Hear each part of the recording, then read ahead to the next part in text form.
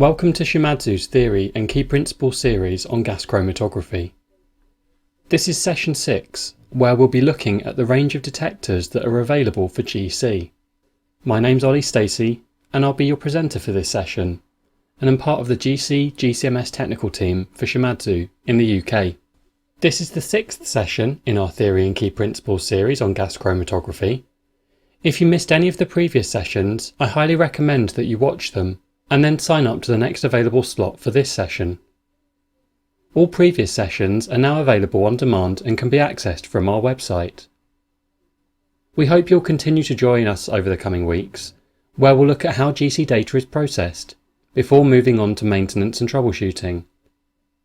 We've also added an additional session on method development, having received lots of feedback requesting this. This session concludes our content on GC hardware by finishing with GC detectors. We'll look at the factors that are important when selecting a detector, before looking in detail at a range of the most widely used detectors. So let's start by thinking about what we need from our detector. With such a wide range of detectors available to choose from, it's important we know the parameters to consider before making the selection.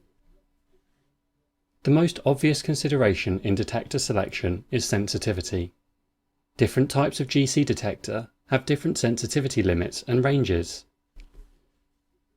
These limits are often referred to as the minimum detectable quantity, or MDQ, and can range from detectors that offer limits in the sub-femtogram range, or parts per trillion, up to detectors that can only detect down to the nanogram, or parts per million range.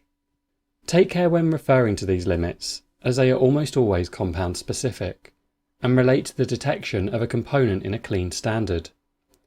In reality, the likelihood is you'll be analysing samples that consist of more than just the analyte and a solvent. And this can begin to reduce the effective sensitivity of your system due to matrix interferences. If you're abiding by a specific regulatory limit, you'll need to be able to reach or ideally exceed that limit in real-world samples, not just in the clean standards used for calibration. In analytical chemistry, there are a plethora of ways of determining sensitivity and calculating different limits.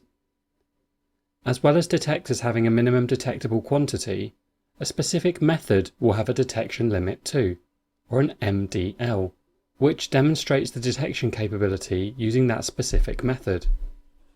You might also come across LOD and LOQ, or limits of detection and limits of quantitation. The calculations for this can vary, but usually the limit of detection is when the signal to noise ratio is 3 to 1, and the limit of quantitation is when the ratio is 10 to 1. Signal to noise ratios are one of the most commonly used methods to determine sensitivity. This is where we take an average of the signal and divide it by the average of the noise or baseline region next to the peak. The next consideration, which is related to sensitivity and sample concentration, is the dynamic range. This is the range in which a change in concentration causes a change in detector response. The lowest point in the dynamic range is the minimum detectable quantity, which we spoke about in the last slide. Below this point, the system cannot detect lower concentrations, so gives no response or signal. At the other end of the dynamic range, the detector saturates, and an increase in concentration has no discernible effect on the detector response. Within this dynamic range sits the linear dynamic range, where a linear increase in concentration gives a linear increase in signal response. This is the region that your analyte concentration range should fall within, as this provides the most accurate range for quantitation. Remember that we can always adjust the split ratio in order to tune the on-column concentration to prevent detector overload, and with some detectors it's vitally important that we don't overload them. But the key point with dynamic range is that your method might require you to test from 100 femtograms to 100 nanograms, which is a range of 10 to the 6. We therefore need to have a detector that can firstly detect 100 femtograms, ideally in the linear range, but it also needs to be able to cope with 100 nanograms of analyte without saturating. It's worth also remembering that your column has a saturation point too. And on some detectors, you could find yourself overloading the column before you reach the saturation point of the detector, especially if you're using capillary columns with a narrow inner diameter and thin film thickness. The next consideration is what you need your detector to see. Up until now, we've made the assumption that our detectors will see anything we throw at them, but that's not always the case. There are universal detectors, which will detect almost everything, and these are great when you need to analyse a wide range of compound types, or you need to look at as much of the sample content as possible. You wouldn't want to test for impurities using a detector that can only see a certain type of impurity, as you might miss large impurities that are invisible to the detector. On the other side, we have selective detectors, which will only detect compounds with certain properties. Some detectors will only detect compounds with specific elements, such as sulfur, nitrogen, and phosphorus, whilst others will detect compounds with certain functionality, such as electrophilicity. These selective detectors are great when you're looking for a very specific type of compound. Sulfur is a great example.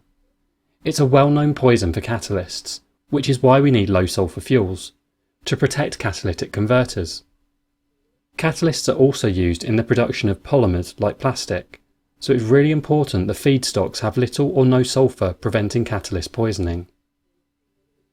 That means it's essential to test for trace amounts of sulfur in neat feedstocks.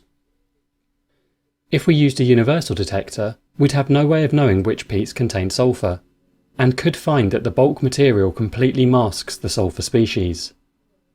However, if we use a sulfur selective detector, we can remove all of the content we're not interested in and just see the sulfur containing components. Generally speaking, universal detectors are very robust and require very little, if any, maintenance. On the other hand, selective detectors are a bit more niche and tend to be a little less robust. They may require more frequent calibration or maintenance, so that's something else to be considered. So let's crack on with the detectors themselves. The first one we're going to look at is the flame ionization detector, or FID. The FID is the most common detector used in gas chromatography. It is sensitive to organic compounds. Specifically, it can detect almost all compounds with a CH or CN bond. As such, it has the widest application ranges of any detector, so it's the one you'd likely look to first when picking a GC detector. In terms of performance, as I've said, it's a near universal detector.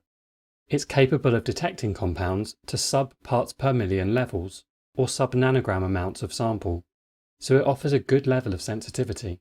It also has a very wide dynamic range, one of the largest out of all the detectors, and it's able to span 7 orders of magnitude, so it can operate up into the percent range. It's a mass detector, so sensitivity isn't impacted by flow rates, and it's also destructive, as we'll see in the next slide. The FID operates using a high temperature flame by burning a mixture of air and hydrogen. The hydrogen flows into the jet with the column flow, which mixes with air that is pumped in around the jet. There's an ignition coil, like you find in a car cigarette lighter, which is used to ignite the flame when the system is turned on. When the analytes enter the flame, they are burned and ionized through an oxidation reaction. These charged particles enable a current to pass between the collector electrodes, creating a signal which is then amplified and digitized. Most FIDs also have a makeup gas. This has to be an inert gas, and due to its low cost, this is typically nitrogen. This additional gas makes up for the fact that capillary columns have a much lower flow rate into the detector than their packed counterparts. The higher flow rate improves the flame geometry to give greater sensitivity and reproducibility. So by using a makeup gas, it means the same detector can be used with both packed and capillary columns. Bear in mind that different vendors tend to have different optimal flow rates for their hydrogen, air and makeup flows, so it's better to follow these rather than using the values stated in literature, as they may have used a different model GC to the one you have. FIDs are commonly used to test for hydrocarbon contamination in environmental samples like soil, water, and sediment. These tests tend to analyse the total content, often referred to as total petroleum hydrocarbon, or TPH. Here's an example chromatogram showing the typical hump from all the different hydrocarbons that are present in petrochemical samples, such as diesel fuels and oils. This hump is commonly referred to as an unresolved complex mixture.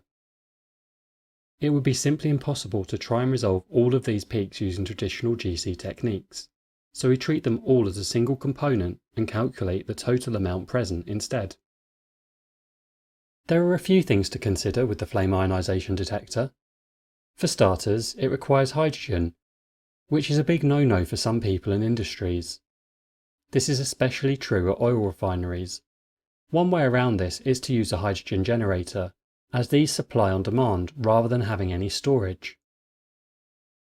The next thing to know is that it's not a truly universal detector.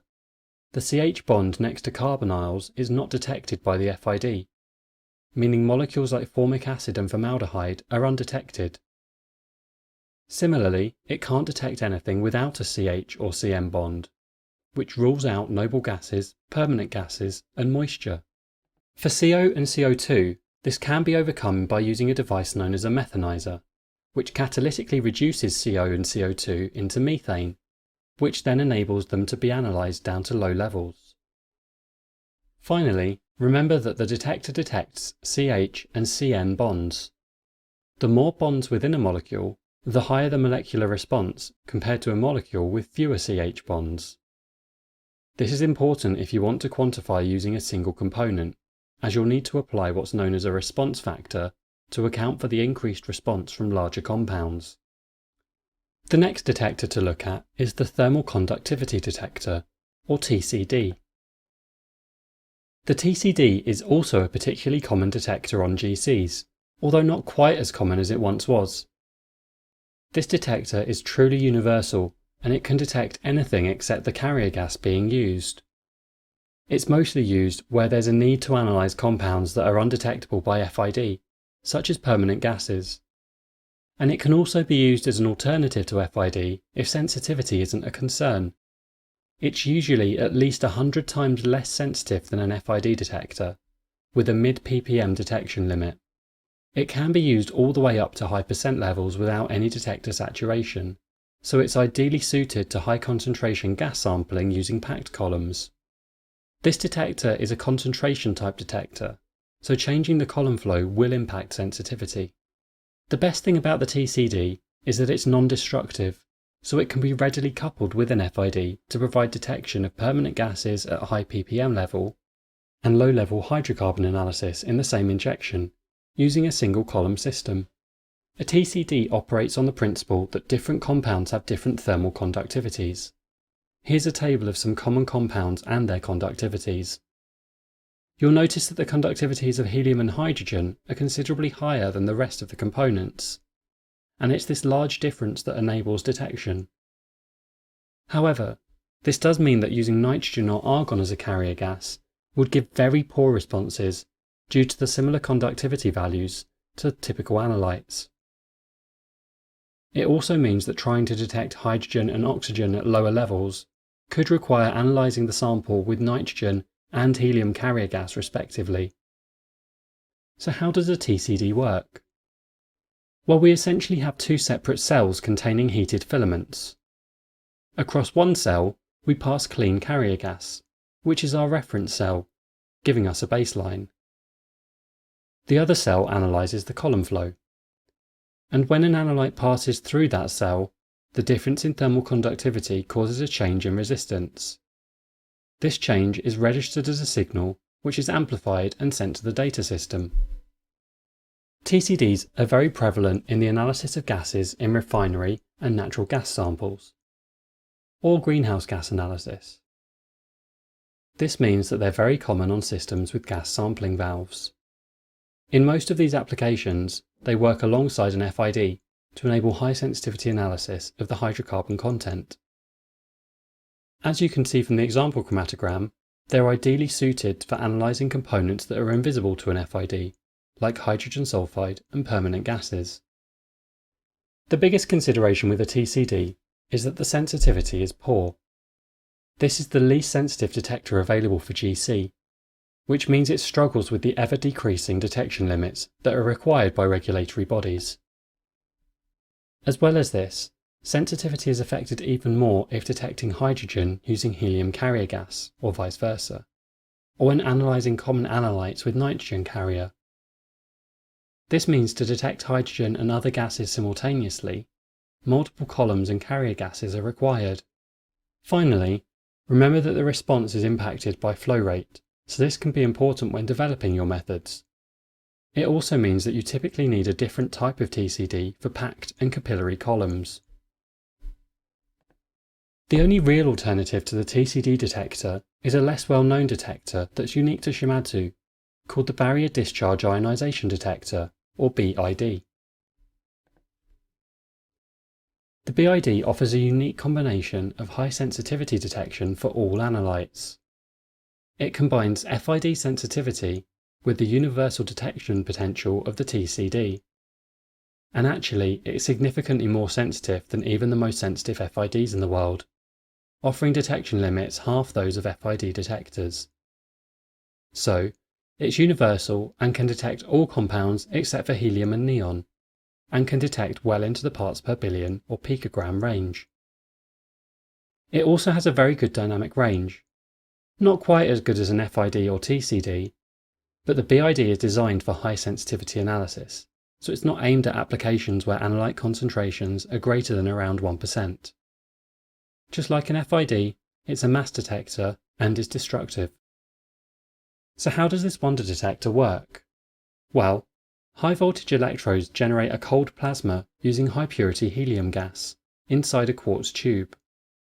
This quartz tube is essential for the stable and robust operation, as it prevents the plasma from degrading the electrodes.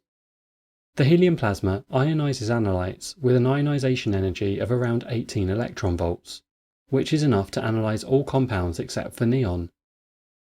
These ionized particles then interact with the collector electrodes to generate an electric signal, in a similar way to the FID. The signal is then amplified and digitized before being sent to the data system.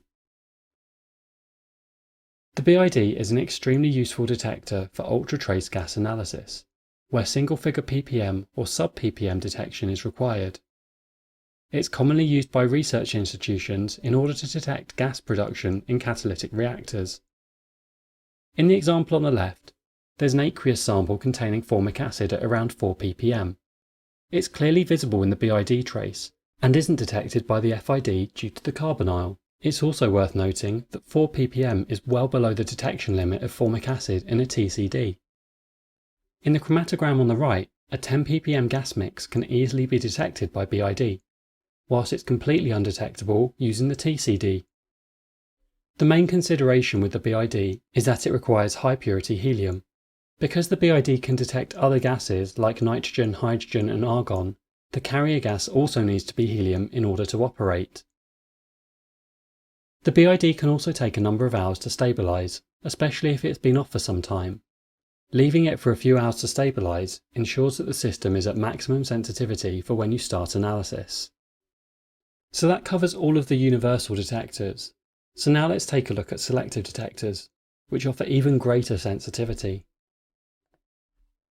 We'll start by looking at the flame photometric detector, or FPD. This detector is used for the analysis of sulfur, tin, and phosphorus-containing analytes. In the past, it has been commonly used for the analysis of organotin and pesticides in environmental samples, but this has largely been replaced by mass spectrometry, as regulations have reduced the detection limits required. It's a very selective detector and can detect these three compounds down to 10 parts per billion. It doesn't have a great dynamic range, just 3 orders of magnitude, which can be problematic for some applications. The main design is pretty similar to an FID. We have an air hydrogen flame which burns all of the analytes forming charged ions. The difference this time is that instead of generating a current, the detector uses a photomultiplier to detect light being emitted. When the compounds burn, the phosphorus, sulfur and tin components are energized to an excited state. As they return or relax to their ground state, they emit light at very specific wavelengths. In the case of sulfur, it's 394 nanometers, and for phosphorus, it's 526. A filter sits between the combustion chamber and the photomultiplier detector, which allows the emitted light through the detector without letting any other wavelengths through which are present in the background. The filters are specific for different elements, so it's worth remembering that it isn't possible to detect sulfur and phosphorus at the same time. The biggest thing to consider with the FPD is that the detected sulfur species is S2, so the FPD gives a square law response. That means that doubling the concentration quadruples the detector signal. This has a big impact on linearity, and an FPD in sulfur mode can be limited to just 2 orders of magnitude. The next thing to consider is just how selective it is.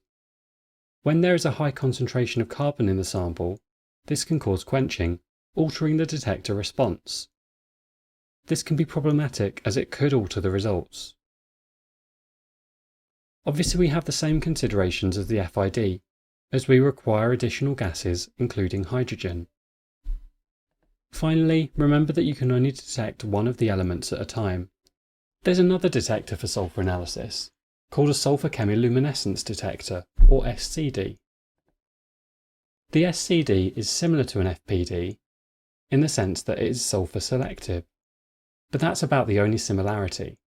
Its principles of operation and performance as a detector are very different. The SCD has a much higher sulfur selectivity, meaning it's not susceptible to quenching in the same way an FPD is.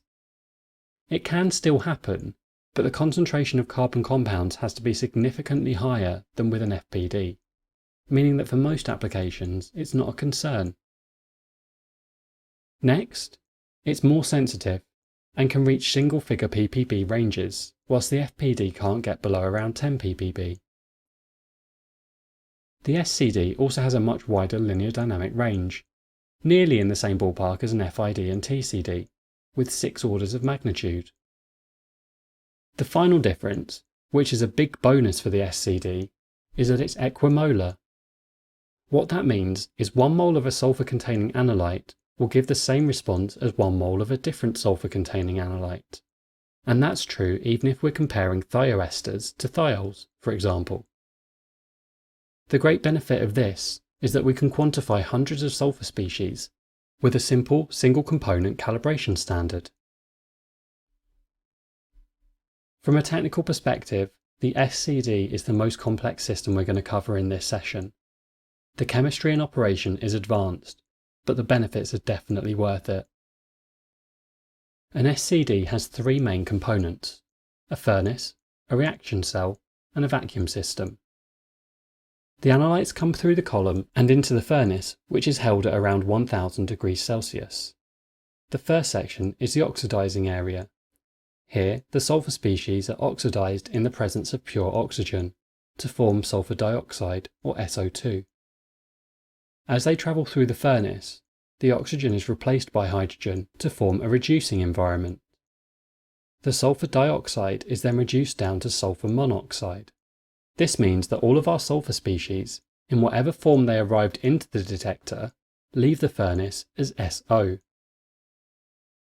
The sulfur monoxide then travels through a short tube to a reaction chamber.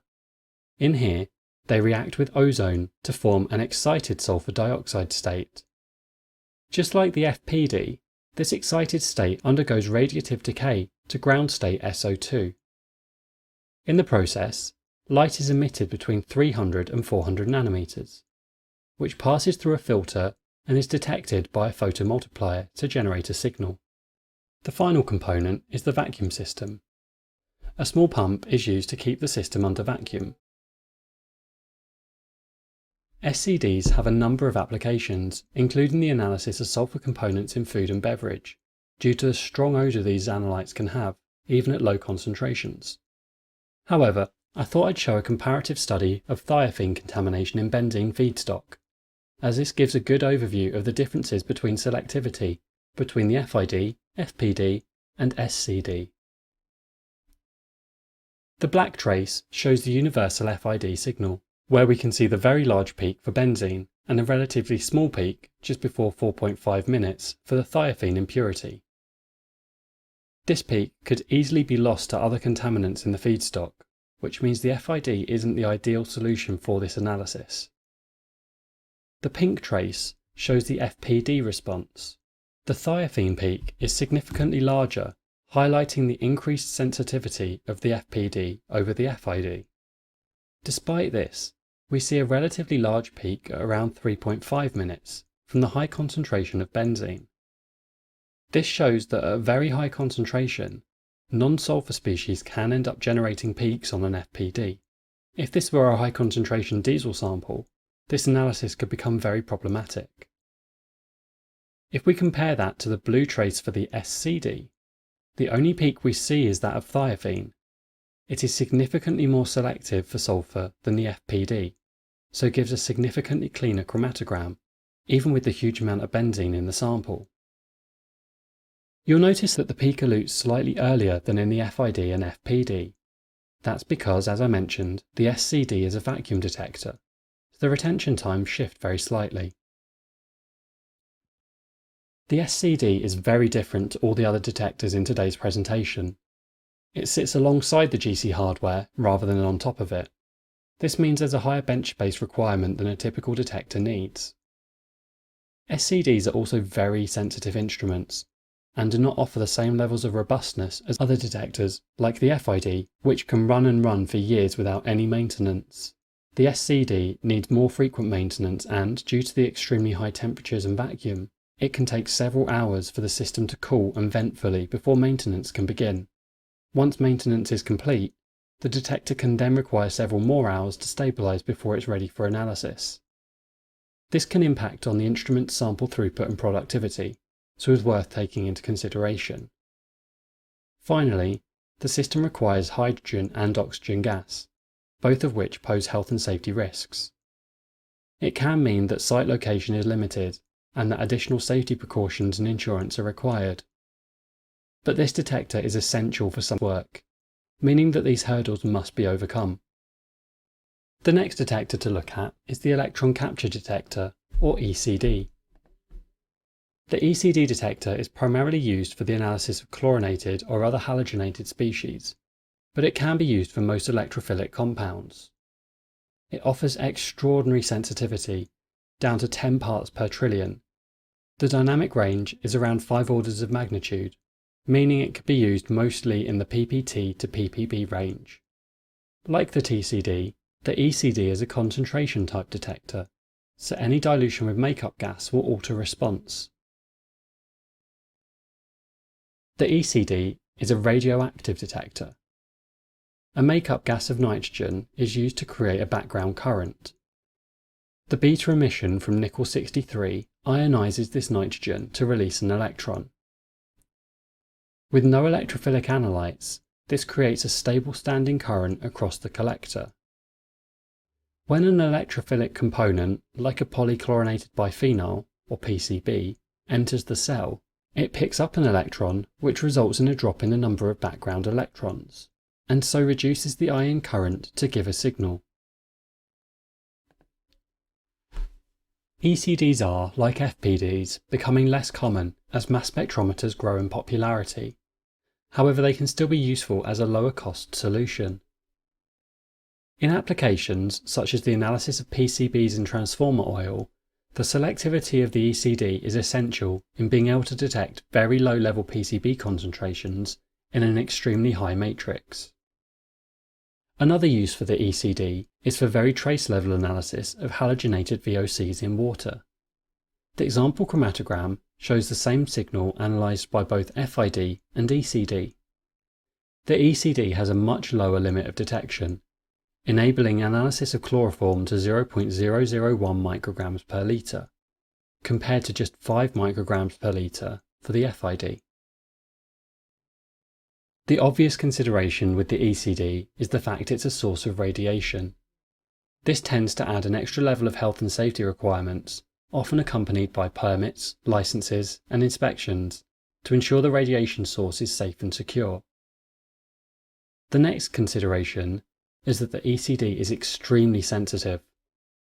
Injecting a high concentration of electrophilic components can cause permanent damage to the detector.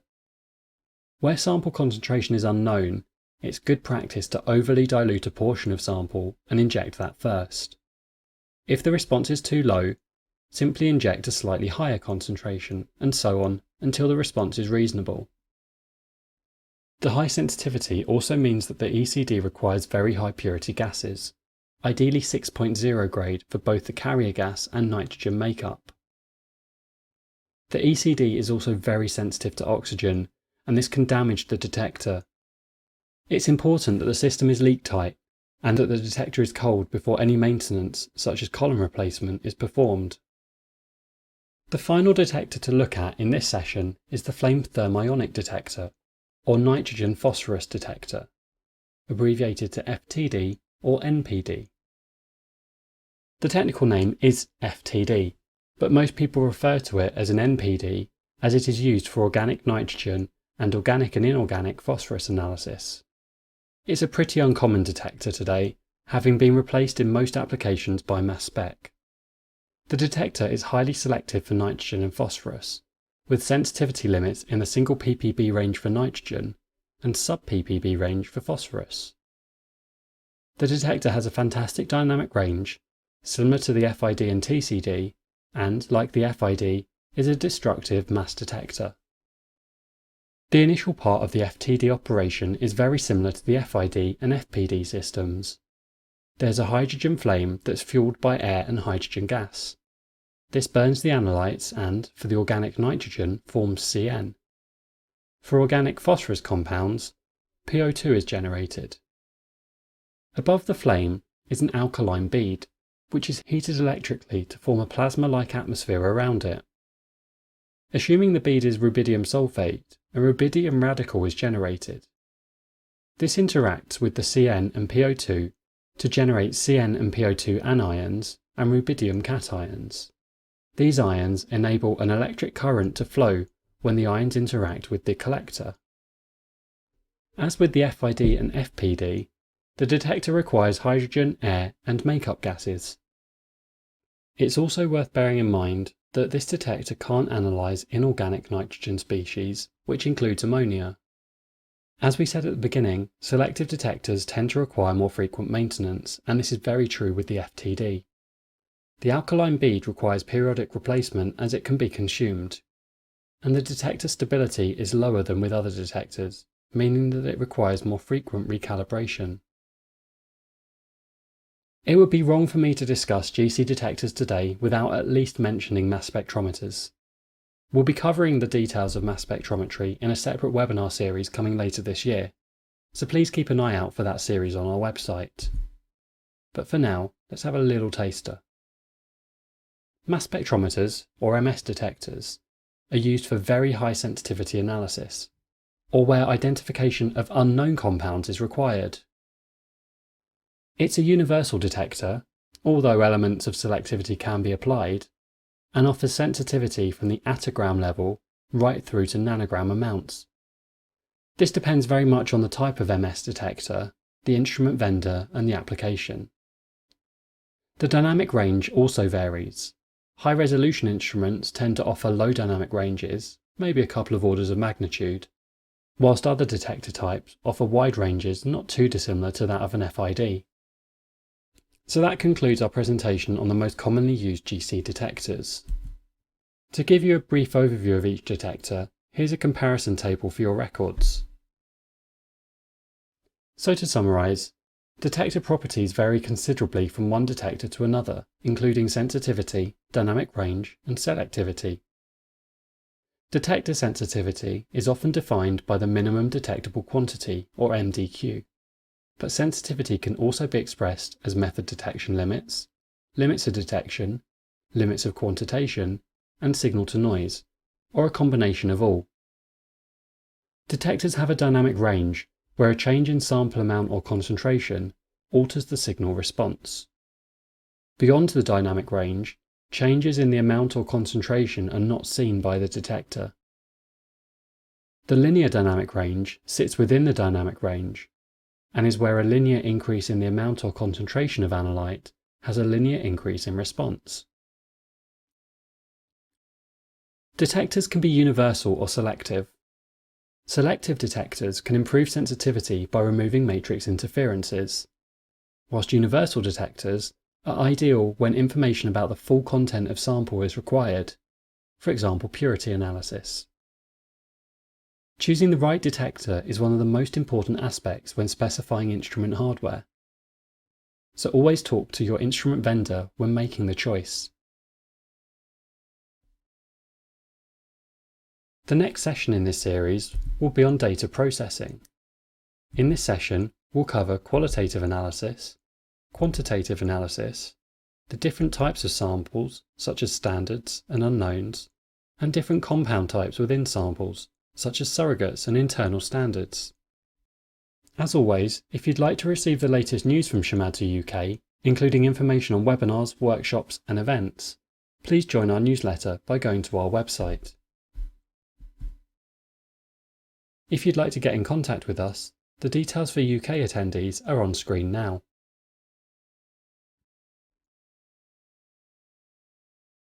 For those joining from outside the UK, you can find contact details for your local Shimadzu office by visiting Shimadzu's global analytical website.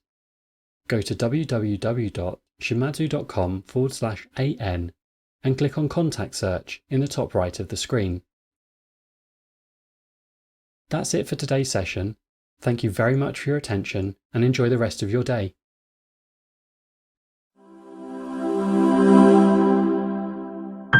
Excellence in science. Shimadzu.